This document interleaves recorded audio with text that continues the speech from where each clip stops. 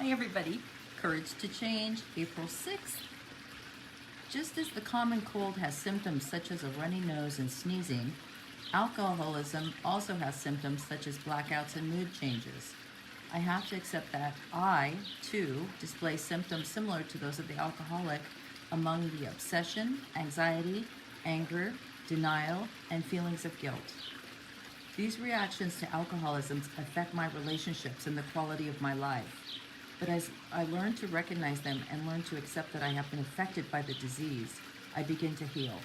In time, I discover feelings of self-worth, love, and spiritual connectedness that help me to counteract the old responses. No matter how severely I have been affected, Al-Anon can help restore me to sanity. Alcoholism is stronger than good intentions or genuine desires. I didn't choose this family disease, neither did the alcoholic. So I try to behave with compassion for both of us. Today's reminder, my acceptance of this family disease allows me to stop wasting energy fighting a hopeless battle and to turn instead to the sources of genuine help and hope, Al-Anon and my higher power.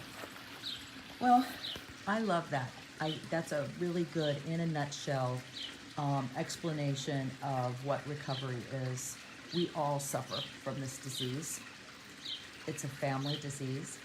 It's not, the symptoms of the alcoholic are, not just what they said here. They said blackouts and mood changes. It's a nice way to put, crazy. The lying, the gaslighting, the blaming. Those are all symptoms of alcoholism, for sure. I mean, those are all what happens in an alcoholic's abnormal mind and body. And just the same, these reactions that we have had of, they list them pretty good here. Obsession, anxiety, anger, denial, feelings of guilt, shame, remorse. I'll go on and on with that. The feelings that we feel as codependents. And we have to switch that around. Once you realize this is a mental health issue, it's not a choice. It's not, it's a bummer. I'm sorry. Just like I'd be very sorry if someone in your family got cancer or Parkinson's or anything else. I'd be, I would be praying for your family, and I am praying for your family in this instance. It is a family disease. However, you get to change your reaction. You get to change, right? We don't know what they're going to do, and we love them regardless, but you get to change. So your feelings of depression, anxiety, guilt, shame, remorse, right? Morbid reflection, that will all shift. That will shift. You can change that one day at a time, little teeny increments, right? Little changes every day. And that's the stuff that I post about, those new responses. If you were at the boot camp, again, I'm talking about that boot camp, because it was a great weekend of giving people the tools that have worked for me. Zip it, get myself grounded. Because the grounding for me was important because I felt so ungrounded. I felt like I could be knocked off at any minute. I didn't know what was coming through the door. I didn't know every time the phone rang. And I started to just really live on that edge. And that is not a good place, even physically. My body was, I aged a lot during that time because I was so fearful and so stressed by the unknown. And when I stepped from that, from bridge to shore, so to speak, and decided that I didn't have to live that way, right? I could do different things. Now, it's just like I said, though. If you're, I saw some comments, and I want to respond to that. I hope you're on here. From the boot camp was, I'm having a really hard time detaching. I'm having a really hard time stopping this, keeping my mouth shut. Well, I'm going to give you an example. When I go to lose weight, if I focus on not eating sugar or not eating whatever I'm not supposed to, or not doing something, I my attention is focused on that, right? So what I have to do is I have to focus on something else. So instead of focusing on the food, I'm focusing on walking, right? What's the positive part of this?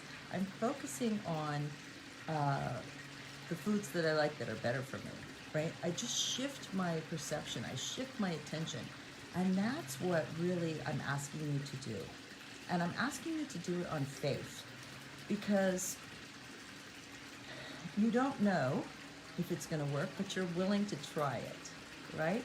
So if you are struggling with these new tools, like it says, here it says it's so easy that these reactions to alcoholism, they're affecting my personal relationships, right? But I can't seem to stop interacting in those ways. The best thing to do is start focusing on the new behavior. Okay? So, like I said, when you learn how to zip it and you learn how to respond with more neutral responses, right? You're kind of, the flame is going down, right? It's getting less. And you're going to have more time and energy, which is why you're feeling angst, because you don't know what to do. I want you to focus on your own hula hoop. I want you to focus on the new things. You're not trying to eliminate the old things. You're not trying to make the person quit drinking anymore. Instead, you're going to shift your attention towards what you should be doing, right? And that is why I'd love to know in the comments, have any of you been to your 3 Al-Anon meetings you were supposed to go to this week if you were in the boot camp? I know a lot of people on here right now watching were on the boot camp. You were supposed to you could go to Zoom and leave your camera off if you want, but I wanted you to listen to it even if you're making dinner, or put your earbuds in while you're driving. I want you to do that. I want you to listen to other people, because it's easier to see it in other people than it is in yourself. So if you're in a stuck spot and you're still being seriously affected by this disease and you can't seem to change your reaction, you're not taking enough action towards the solution. And you're going to have to do it on blind faith. It's going to make more sense if you do it and then you look back, right? Hindsight's 20/20. So there's a bit of action here and a bit of faith. You're going to have to do something different. And so that is why this reading is a perfect reading. It's like a little snapshot of what we're trying to do here. All right? So if you didn't get to see this whole thing and you just hop on, watch it as soon as it downloads. It's short, it's sweet, and it's going to really help you. This is a good meditation for the day. And this morning I posted in the boot camp Facebook group. If you didn't get to be a part of that, please sign up for the next one. It was a powerful group.